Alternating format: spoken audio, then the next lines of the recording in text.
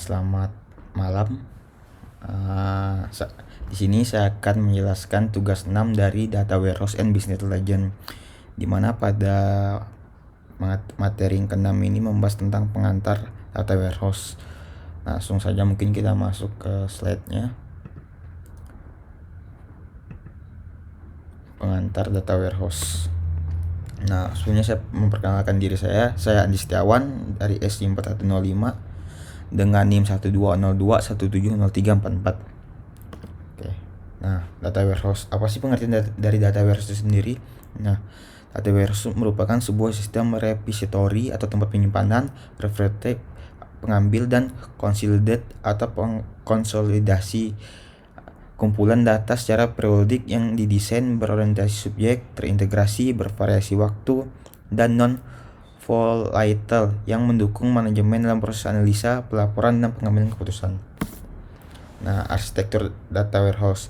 Arsitektur data warehouse itu merupakan sekumpulan produk yang saling berintegrasi yang mampu untuk melakukan proses ekstraksi dan transformasi data operasional untuk dimasukkan ke dalam base data agar end user atau pada front end-nya dapat melakukan analisa dan mengambil laporan dan membuat pengambilan keputusan. Ada 3 jenis dalam arsitektur data warehouse, yaitu ada data warehouse basic arsitektur, data warehouse staging area arsitektur, data warehouse staging area plus data mart arsitektur. Langsung ke detail sendiri. Kalau data warehouse basic arsitektur itu merupakan konsep dasar yang diperkenalkan oleh Oracle, di mana pada arsitektur dasar ini memiliki 3 bagian di dalamnya, yaitu sumber data, tempat data disimpan, dan pengguna. Sumber data adalah data yang didapat dari transaksional sistem, file, berkas, dokumen yang dibuat menjadi digital. Tempat data disimpan adalah penyedia atau wadah untuk menyimpan data yang sudah digital tersebut. Kemudian pengguna dibagi menjadi 3 bagian lagi. Ini end usernya, itu ada analisis, mining, dan reporting atau pelaporan. Analisis bertugas untuk menganalisis data, mining bertugas untuk memperoleh knowledge dari data sesuai pola yang sudah ada, dan reporting bertugas untuk menyampaikan laporan berdasarkan hasil analisa, dan mining yang dimana dibutuhkan kreativitas dan imajinasi. Kemudian ini merupakan gambaran arsitekturnya. Data source-nya, data warehouse-nya, ada metadata, summary data, raw data. Kemudian ini end user-nya. Kemudian yang kedua tuh ada data warehouse staging area arsitektur, di mana adalah penambahan staging area untuk menampung data-data dari sumber data transaksional sebelum dilanjutkan ke warehouse, di mana pada warehouse akan dilakukan pemilihan data yang sesuai dengan topik atau kebutuhan. Contoh, pada suatu universitas ingin mengetahui kemajuan data dari mahasiswa teknik pada tahun kemarin, maka data tersebut akan dipilih sesuai kebutuhan. Ini gambaran arsitektur dari data warehouse staging area arsitektur, di mana bedanya ada penambahan staging area sebelum dari data source sebelum dimasukin ke warehouse-nya.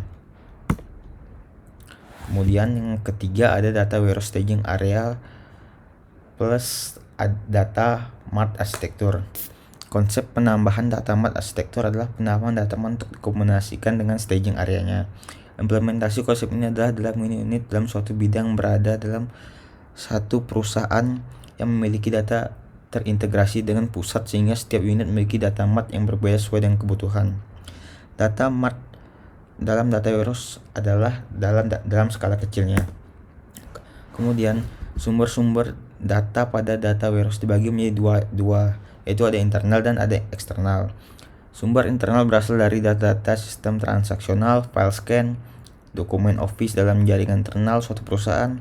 Sumber eksternal berasal dari komputer atau server yang terhubung melalui jaringan publik atau internet untuk kemudian diambil dan dimasukkan ke dalam sistem data warehouse di jaringan internal suatu perusahaan.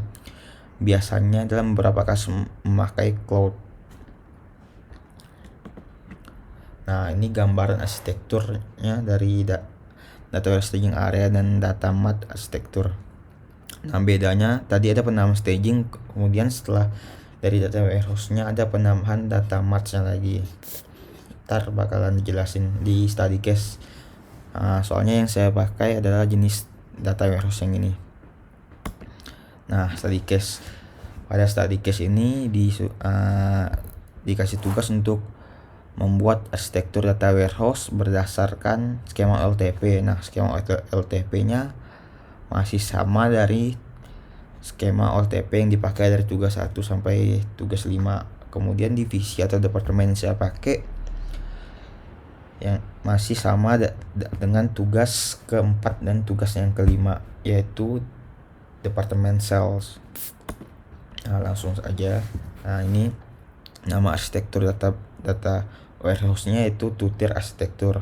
Nah, itu tuh merupakan tipe-tipe dari data warehouse, di mana ada, yang saya tahu ada 3 tipe. Yang pertama single tier arsitektur, yang kedua two-tier arsitektur di mana yang saya pakai. Yang ketiga ada third tier arsitektur. Nah, langsung saya jelasin nih dari gambarnya. Nah, ini data source-nya. Di mana data source-nya bisa didapatkan dari e-commerce, advertising atau perikanan, dari file, bisa dalam file table, file SQL atau file Excel, atau file dari Google Form atau sejenisnya. Kemudian dari other source atau dari penyimpanan dari source lainnya. Nah, kemudian menuju staging, yaitu ETL proses. ETL itu merupakan singkatan dari extraction, transformation, dan loading, di mana pada proses ini dilakukan extraction, cleaning, customization atau modifikasi datanya. Jadi agar datanya bisa masuk dan cocok ke dalam data warehouse-nya. Kemudian setelah itu dilakukan loading data ke dalam data warehouse-nya. Nah, di data warehouse ini datanya masih merupakan ada data struktur data, semi struktur data, dan unstructured data.